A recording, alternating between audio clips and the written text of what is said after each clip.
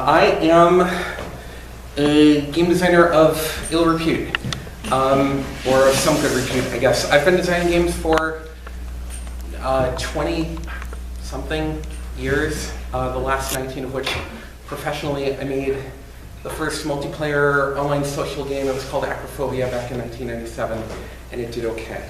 I love trading card games. Unfortunately, trading card games have been dying.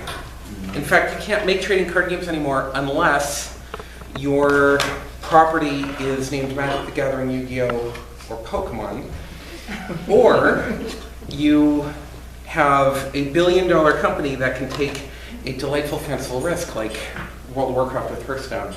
And even that isn't a trading card game in the classical sense of the word, but that's another topic for another discussion.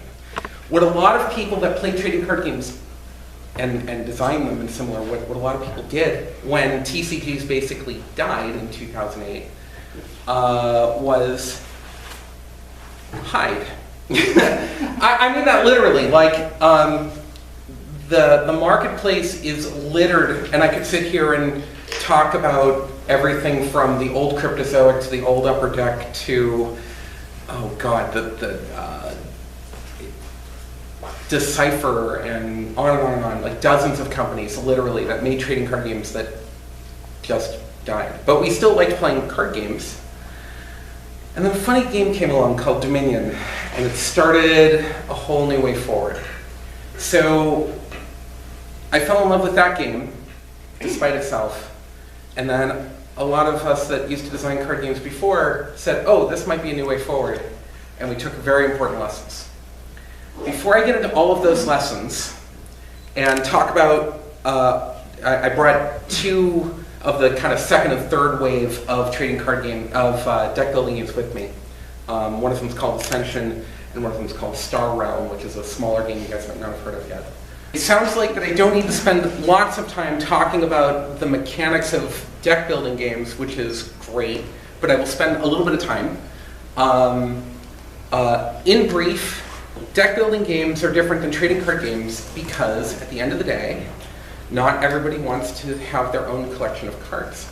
Because having your own collection of cards means that you have to spend a bunch of time with that, both getting money, collecting the cards, spending the money to get the cards that you want to collect, building the decks, learning a metagame, and then hoping that you draw the right ratio of energy/land cards and not energy/not land cards, and then playing and winning. And that's how most of card-based gaming had gone from 1993 until Dominion.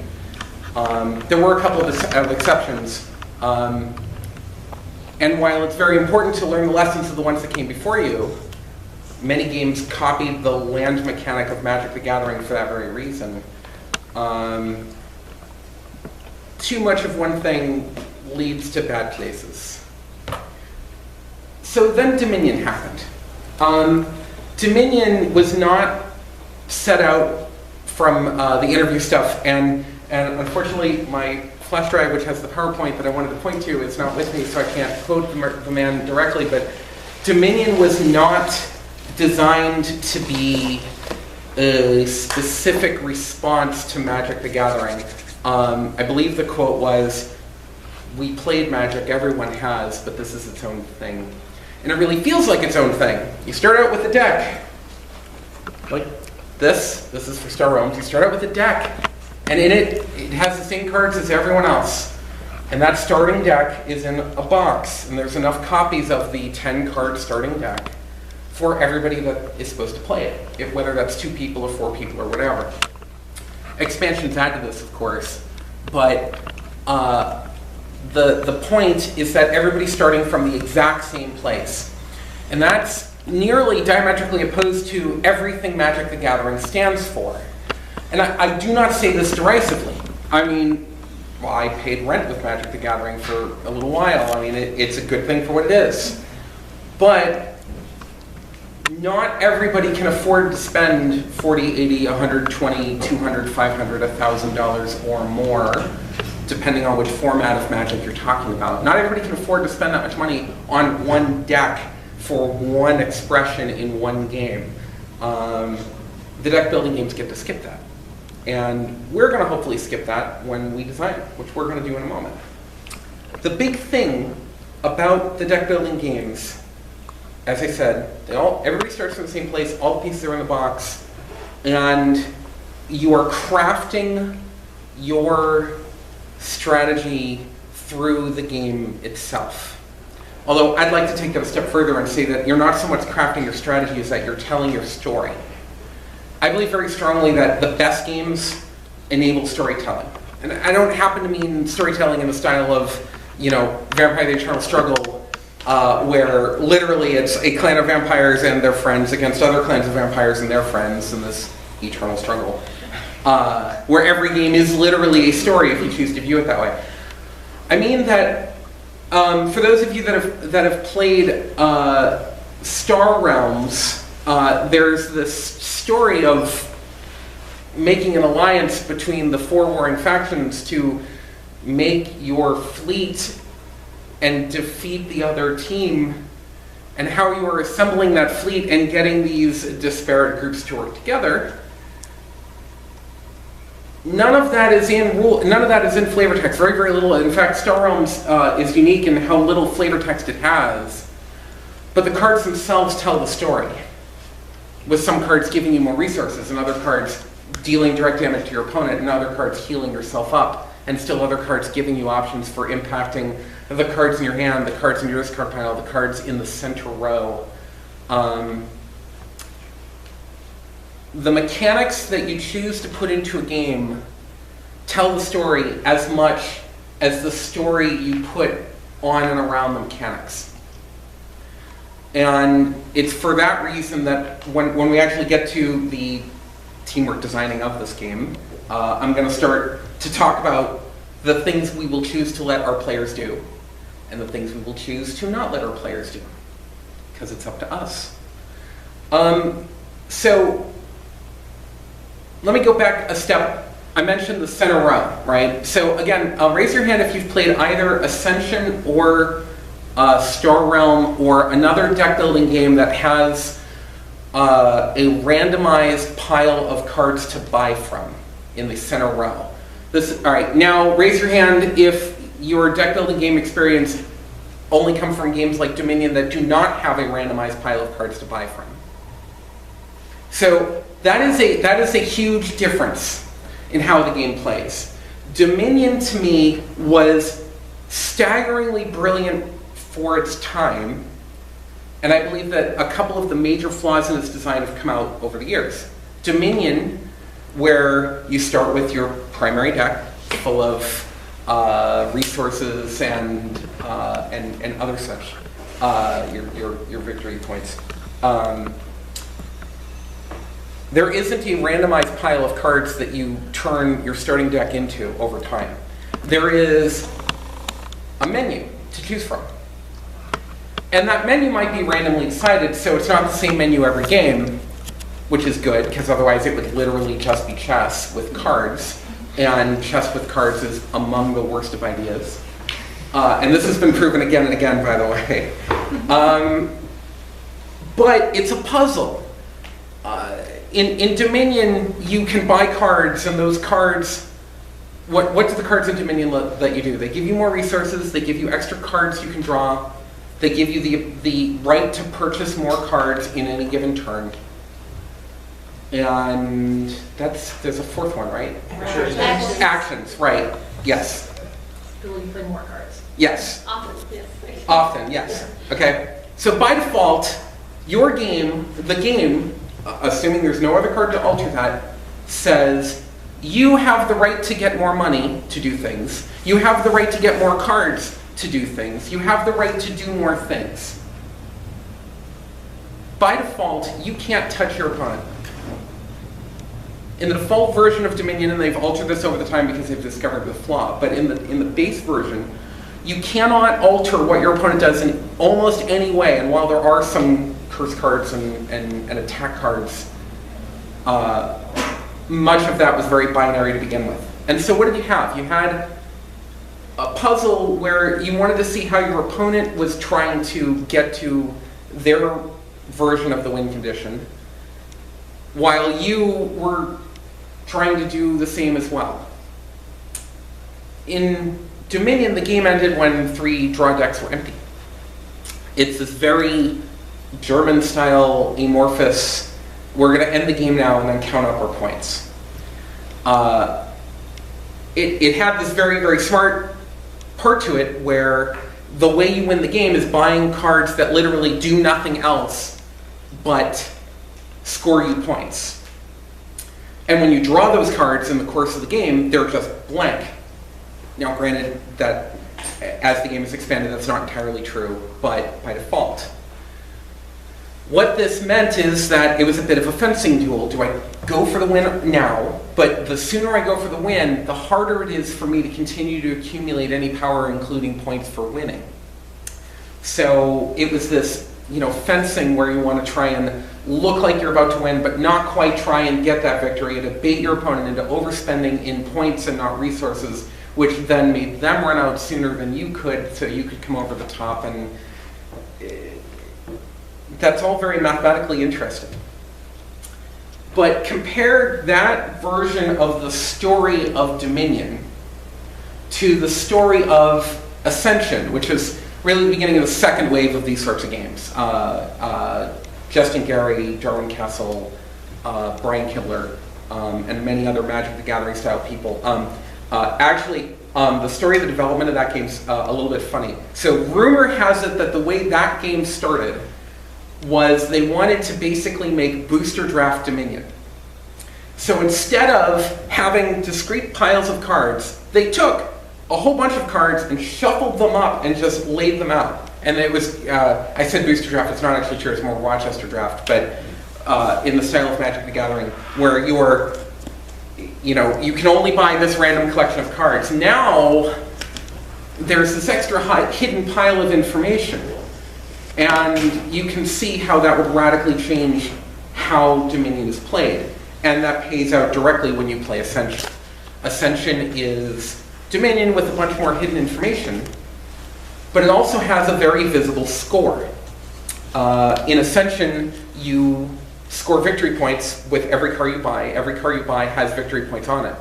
So rather than having cards that are only victory points, which then are blanks, you have some cards that are worth less victory points than normal in exchange for more utility in the game. It doesn't matter how many fighting points you can generate when the game's over. It doesn't matter how many runes, which is the resources, you can generate when the game is over. It only matters how many stars you have in your deck, the honor, and how many honor you've earned in play. By moving it in that direction, now the story goes from, and then the game ends once a certain honor total has been reached, and then people see who has the most. Some of that is obvious because as you defeat monsters in the game, you gain honor.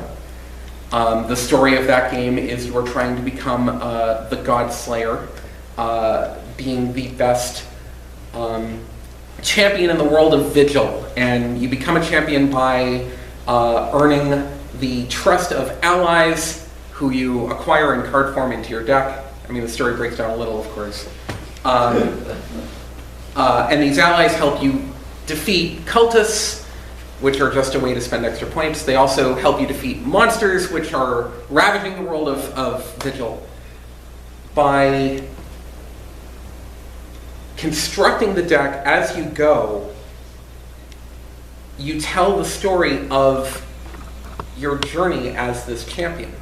You tell the story of going to the enlightened group and seeking enlightenment to be a better champion by tapping into your inner void and discarding the parts of you that no longer serve, or by entwining yourself with the Lifebound Collective, or by weirdly connecting with the Mechana, which are almost like the Borg in this fantasy game that I've never really understood, but they make it work, and so that's fine. The story is different, not just because of the story I just said, but because of what you can do in the game. You can't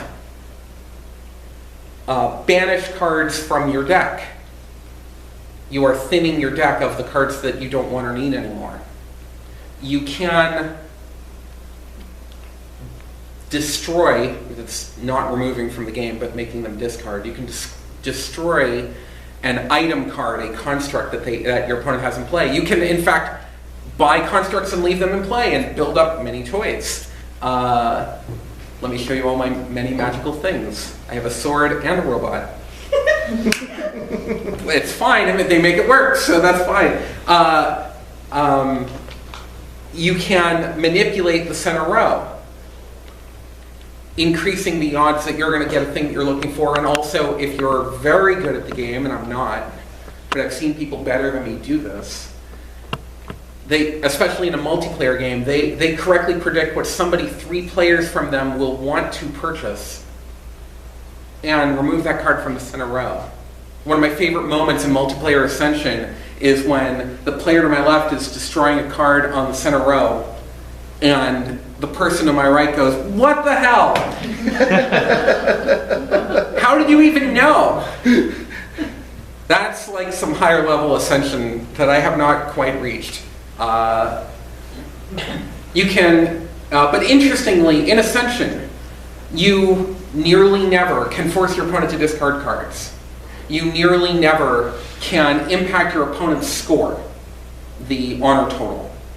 They've made a couple of exceptions over the years that the game's been out by now, but while you can interact, you can't damage.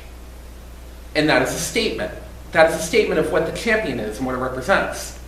It's a statement of the type of playstyle that they want to engender, that they want to encourage. It also is a statement of the type of players they want to have playing their game.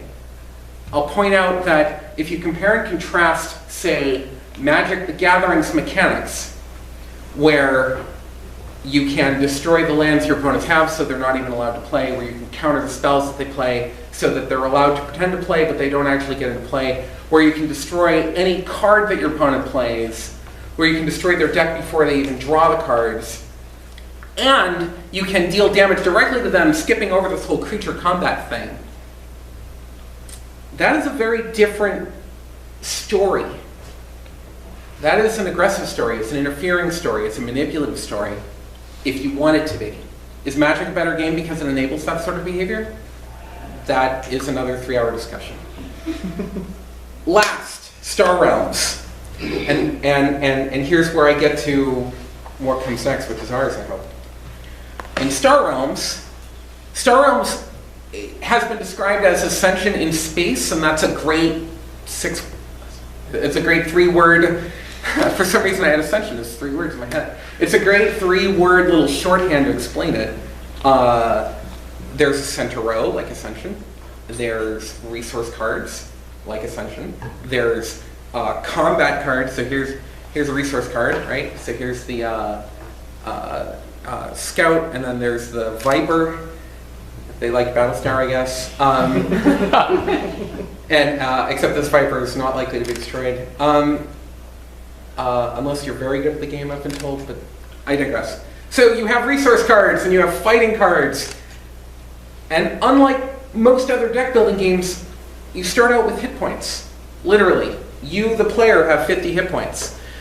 And the game is not about being the best champion. The game is not about building the best estate and being, having dominion over your estate. It's about destroying your enemies.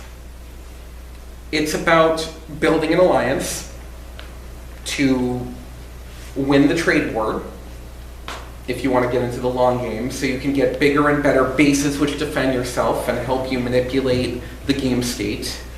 Bigger and better ships which allow you to attack and blow them up. The game isn't, a priori any more violent than these other sorts of games, but where that card-based violence is pointed is.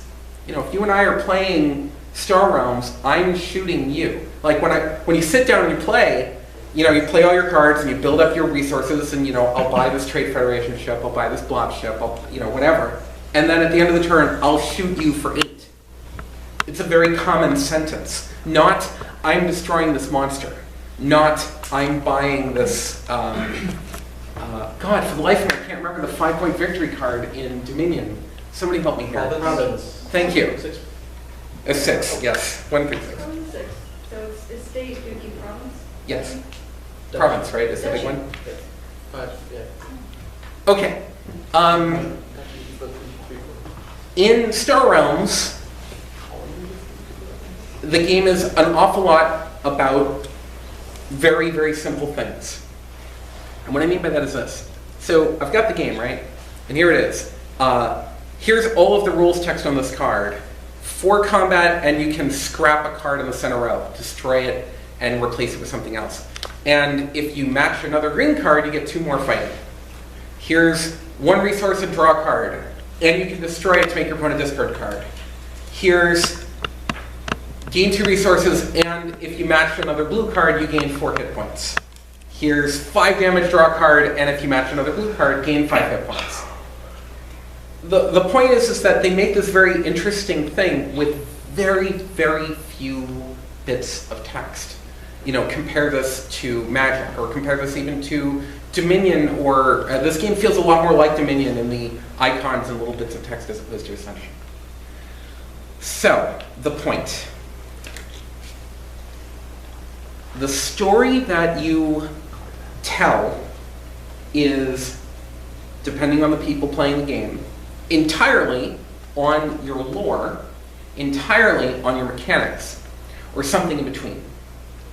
And so we're going to set about to make a game, and here's where I have to display a small amount of frustration. So, I made a shell of a game using Magic Set Editor. So, I made a game. It's called the Unnamed Deck Building Game, because we're going to name it. The process by which you create a game from scratch is a little different than the process by which you create a game with a little bit of help. And I would very strongly advise, in the largest possible terms, if you've never made a card game, don't start from scratch. Richard Garfield did not start from scratch. Richard Garfield created Magic the Gathering. And he has spoken at length about the shoulders of the giants that he was standing on, which was Cosmic Encounters. And he looked at the interconnection of the skills and powers of that brilliant game to draw inspiration from for his idea.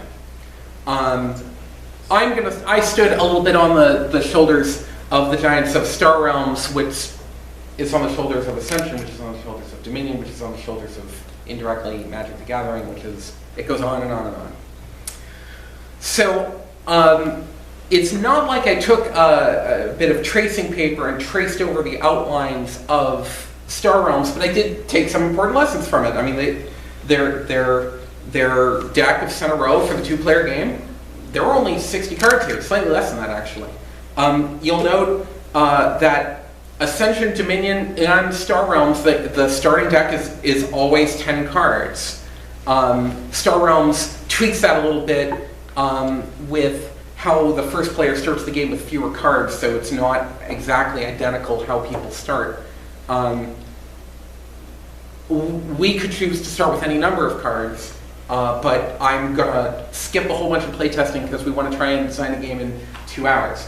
And say that we're starting with 10 cards.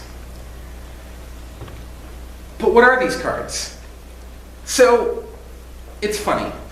When you try and make a game that both enables storytelling but does not have a story in it, I was faced with, well, what the hell do I do?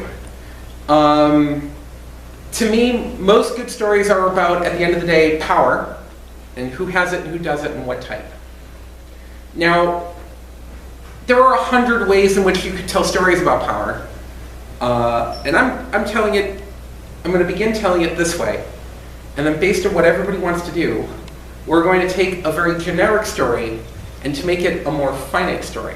And then we're going to take a finite story and turn it into cards. Then we're going to turn that card into a game. And then the 20-something of us are all going to get together here and we're going to play this game. How does that sound? Okay. We're going to need 4 things for this little shell of a concept to turn into an actual game. Okay? We're going to need 4 things. We're going to need creative. We're going to need art, although I'm not expecting much art now.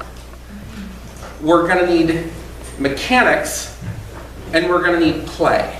Okay? So lore is, what is the story we're doing? So I've done games based on professional wrestlers fighting each other for global supremacy in the World of Wrestling Federation. I've done games of a near-apocalyptic Earth, 2095 falling apart. We're playing Star Realms with federations fighting with and against each other. I've also made games, in the live-action style that are very much about the journey in here and not on the journey out here. Our game can be about anything. They can be the story of somebody coming to their first Women in Games Boston conference to speak up front. Or it can be the story of someone's gender transition. It can be the story of someone opening up a game store for the first time. It can be the story of giving birth. It can be the story of shooting bug-eyed monsters in outer space. It can be the story of first grade day one. It can be about literally anything. Anything can be the basis of a game. I could say that 100 times and I wouldn't express it fully. So I'm going to need people as a group to help come up with the lore and the main theme. That's one part, all right? Second part, creative. So once you have a lore and theme, you have to do things with it. So you see up there, I've got a card. I've got basic power, and then down at the bottom, I also have where'd it go? So I have red power minor, and I have red power major, and I also have blue power minor and blue power major. What is red power and blue power? No clue. That's for you guys. In the theme that we make, in the lore that we make, what does red mean? What does blue mean? Would it be better for us to have additional colors? Would it be better for there to be no colors at all? No colors is not an option tonight, though. Okay. There's also things like card art and flavor text and card names and all of that sort of thing. So a word about that. You'll see in your papers, and you'll see up here, I reference things. And actually, I'll get into that. I'll get into that in a minute. I'll talk about nouns and verbs in a minute. The third thing is mechanics. Okay. So once we have a setting, and once we start figuring out what that setting does and feels like, or what it feels like, we have to start to figure out what it does. So in WWE with Authority, which was an online wrestling trading card game I made, I had to figure out, what do the wrestlers do? Well, they hit each other. Okay, great, so it's war. No, that's stupid. They hit each other and sometimes counter each other. So you can play a move, and that can be countered by a different category of moves, which can be countered by another category of moves. Okay, great, so then it's like a complicated version of Old Maid or Uno. Okay, so what if you did moves that did things other than just hitting people? They damaged body parts. They repositioned you into certain parts of the ring, and if you were in a certain part, you could do extra damage with certain moves. Or you can send them to ringside, or you can get your friend, when they're at ringside, you can distract the referee and then do evil things to them. If you're a bad guy, you can distract the ref and do evil things. Anybody can do evil things, but if you don't distract the ref, you might instantly lose the game. But it might be worth it anyways, because cheating is awesome, and it's underpowered. Like, as an example, okay, so story and mechanic. One of my favorite, I'll keep this tangent very brief. One of my favorite game design lessons comes from a live-action role-playing game I played back in 1992 called Nero. It's in the central part of the state. And in it, they had fighters with shields and bumper swords. They had Templars, which were this mixy character, and they had rogues. But my favorite were the Scholars. And Scholars had these little bean bags that they could throw, and that was representing the spell. There were two types of Scholars. The Celestial Mages that made things blow up, and the Earth Mages that made things pagany, or healing. The fun part there is that knowing any healing spell meant you automatically knew the necromantic reverse. So if you knew Cure Light Wounds, you knew Cause Light Wounds. Necromancy was illegal, punishable by banishment or death, but when you hit something with it, it bypassed every single defense. If you were hit with the spell packet, if I said, I call upon chaos to cause serious wounds 16, and that hits you, you're taking 16 damage. Your armor can't help you, your magic protectives can't help you, your deity of choice can't help you. You are just taking it, and I'm sorry. And what that did was this awesome moment. So that meant the baddest of bad guys could roll into town. They would start chucking chaos. You'd go, oh, ba-ding, bad guy. They're chucking chaos. That means we can deal with them immediately. Awesome. Who needs moral relativity? Let's just bash. Okay, so that leads to an easy but fun story. We're the good guys, they're the bad guys. So what happens if there's a bad guy out in the woods? And you and your adventuring party are out in the woods. And the mission is to bring back the bad guy dead or alive, really dead if you can manage it. And what happens if your group